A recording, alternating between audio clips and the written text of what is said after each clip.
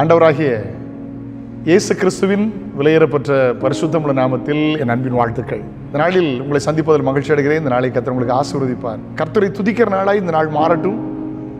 ரொம்ப அதிசயமான காரியங்களை காண்பீங்க. இன்னைக்கு அநேகருக்குள் பலவிதமான நோய்கள் இருக்கிறது. சாதாரண தும்மல் முதற்கொண்டு, இருமல் முதற்கொண்டு, விக்கல் முதற்கொண்டு. சில சொல்லுவாங்க ஜலதோஷம் வந்தால் பலதோஷம் வரும்பாங்க. இப்படி நிறைய வியாதிகள் இருக்குது. ஆனால் இந்த வியாதிகள்லாம் சோமாக்க முடியாத ஒரு வியாதி இருக்குது. புரிஞ்சுக்கிடுங்க, கவனமாக இருங்க. தாழ்வு மனப்பான்மை, இன்ஃபியாரிட்டி காம்ப்ளெக்ஸ்.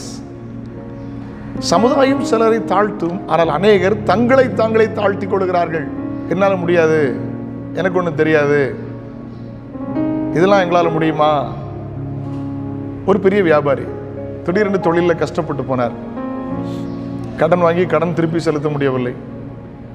உறவினர்களை பார்க்க தவிர்த்து விட்டார், நண்பர்களை பார்க்க தவிர்த்து விட்டார், வீட்டை விட்டு வெளியே போக தடுத்து விட்டார். தன்னைத்தானே அவர் தாழ்த்தி நீ எழும்பவே முடியாதுங்கிற நிலைமைக்கு வந்து விட்டார். அவர் ஒரு போதகர் போய் சந்தித்தார்.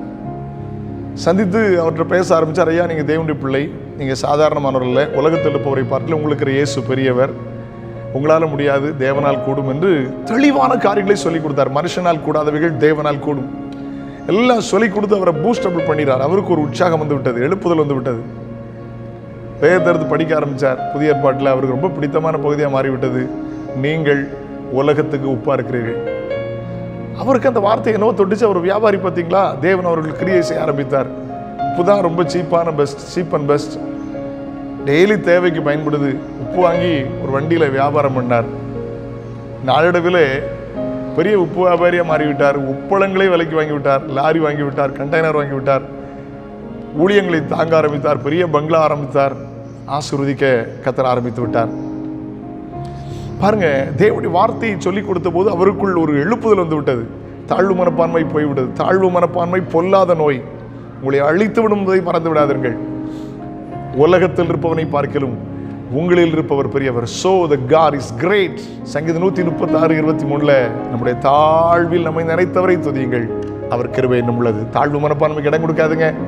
நமக்குள் இயேசு இருக்கிறார். நமக்காக மரித்து அடக்கம் பண்ணப்பட்ட உயிர் தெழுந்து உயிரோடு இருக்கிற இயேசு உங்களுக்குள் இருக்கிறார். தாழ்வு மனப்பான்மை இயேசுவின் நாமத்தில் உங்களை விட்டு விலகுவதாக. ஜெபிக்கலாமா? நாள் உங்களுக்கு ரொம்ப ஆசீர்வாதமாக இருக்கும். பரலோக பிதாவே, பரிசுத்த பிள்ளையாக இயேசு கிறிஸ்துவின் நாமத்தில் நம்முடைய சமூகத்தில் வருகிறோம். தாழ்வு மனப்பான்மைக்கு இடம் கொடுத்து சோர்ந்தது போதும். தாழ்வு மனப்பான்மைக்கு இடம் கொடுத்து பயந்தது போதும். தாழ்வு மனப்பான்மைக்கு இடம் கொடுத்து தெய்வீகத்தை இழந்தது போதும். தாழ்வு மனப்பான்மைக்கு இடம் கொடுத்து எங்கள் ரிலேஷன்ஷிப் இழந்தது போதும்பா.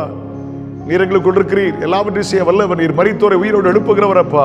உம்மை சார்ந்து கொற்று வெற்றி பெற கிருபைதார். பிள்ளைகளை ஆசீர்வதியும். ஆண்டவரே, உமக்கு நன்றி அப்பா.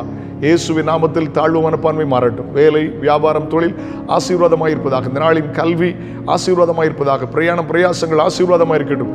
பிரசவ காலத்தில் பிள்ளைகளுக்கு சுகப்பிரசவத்தை தாரும், குழந்தை பாக்கியத்தை தாரும், திருமண தடைகள் மாறட்டும். பிள்ளைகளை ஆசீர்வதிக்கிறேன். இந்த வருஷத்தின் கடைசி நாட்கள் இவர்களுக்கு மிகவும் பிரயோஜனமாக இருக்கட்டும். ஆசீர்வதியும். கர்த்தரே கூட இருக்கிறார், நீ நடத்துவார்கிற தைரியத்தோடு வெற்றியோடு முன்னேறுகிறவைதார்.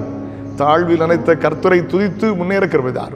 இயேசுவின் நாமத்தில் ஜெபங்கள் பிதாவே, ஆமென், ஆமென். நாளைக்கு நான் உங்களை சந்திக்கிறேன். அது ஒரு கர்த்தருடைய கிருபை உங்களை தாங்குவதாக. God bless you. Have a nice day.